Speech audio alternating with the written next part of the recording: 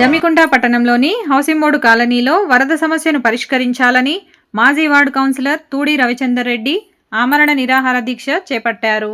వారు ఈ సందర్భంగా మాట్లాడుతూ పురపాలక శాఖ అధికారులు హౌసింగ్ బోర్డు కాలనీని వరద కాలువ ముప్పును అరికట్టడంలో విఫలమయ్యామన్నారు.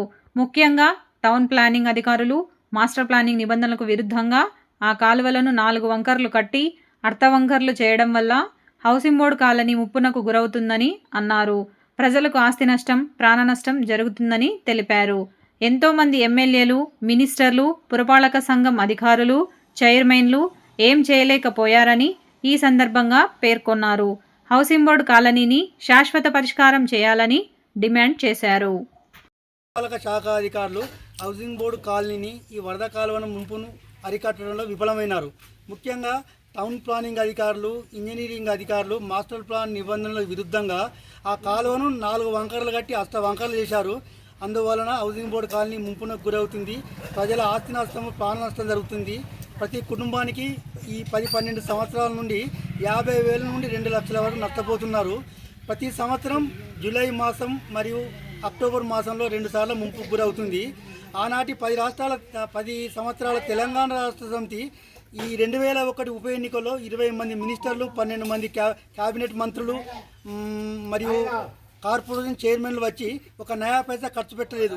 మరియు కౌశిక్ రెడ్డి గారు దుర్గామాత సాక్షిగా ఆ దుర్గామాత టెంపుల్కి వచ్చి కౌన్సిలర్తో సహా నేను 1000 కోట్లు నిధులు చేస్తా, ఈ దుర్గామాత సన్నిధిలోనే వరద కాలువను కట్టిస్తా అని ప్రమాణం చేసిన కౌశిక్ రెడ్డి గారు అనా పైసా కూడా ఖర్చు పెట్టలే ఎమ్మెల్యే నిధుల నుండి. ముఖ్యంగా ఈ వరద కాలువ ముంపుకు గురి కాకుండా హౌసింగ్ బోర్డు యొక్క ప్రజల ఆస్తి నష్టము, ప్రాణ నష్టం జరగకుండా చూడాలి.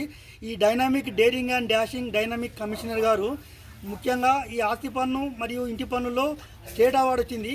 మా హౌసింగ్ బోర్డు కూడా నివారించడానికి కృషి చేయాలని కమిషనర్ గారిని వేడుకుంటున్నాను. గత 25 సంవత్సరాల నుండి నేను హౌసింగ్ బోర్డు కాలనీలో ఉంటున్నాను. ఈ వరద ముప్పు అనేది నాకు తెలిసి ఎప్పుడూ జరగలేదు.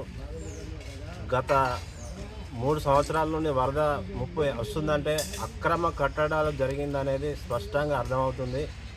అంతకుముందు ఈ కట్టడాలు లేవు కాబట్టి వరద ఎట్లా పోయేదో అట్లా పోయి ఎప్పుడు ఆ సమస్య రాలేదు. ఈ అక్రమ కట్టడాలను ఇప్పుడున్న కమిషనర్ గారు డైనమిక్గా ఉన్నారు, వారు పరిష్కరిస్తారనే ఆశాభావం ఉంది.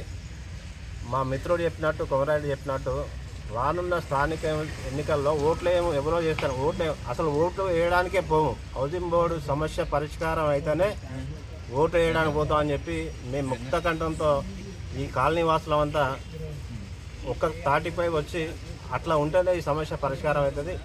రవిచందర్ రెడ్డి చేస్తున్న ఏదైతే దీక్ష ఉందో కాలనీ వాసులంతా ఐక్యంగా వచ్చి అవసరమైతే ఒక్క రవిచందర్ రెడ్డి ఆమరణ పడుతుంది కాబట్టి ఇక్కడే వంట వార్పు చేసుకొని ఇక్కడే ఏదో చేసి సమస్య పరిష్కారం అయ్యే వారు కూడా మొత్తం కాలనీ వాసులంతా ఏకతాటిపై రావాలని చెప్పి, ఇది పార్టీలకు అతీతంగా జరుగుతుంది. ఏ పార్టీకి సంబంధం లేదు, ఎవరికి ఓన్లీ కాలనీ వాసుల సమస్య పరిష్కారం కోసం కాలనీ వాసులు పడుతున్న కష్టాలు అనుభవించారు కాబట్టి రాత్రి పడుకోవాలంటే, వర్షాకాలం వస్తే రాత్రి పడుకోవాలంటేనే జంకు ఇట్లా భయం అవుతుంది. ఎందుకంటే నిద్ర లేని రాత్రులు గడుపుతున్నాం కాబట్టి ఈ సమస్య పరిష్కారం చేయాలా. కలెక్టర్ గారు వెంటనే స్పందించి దీని మీద ఏదైతే ఈ అక్రమ కట్టడాలు ఉన్నాయో అవి తొలగించి దీన్ని పరిష్కరించాలని కోరుతున్నాను.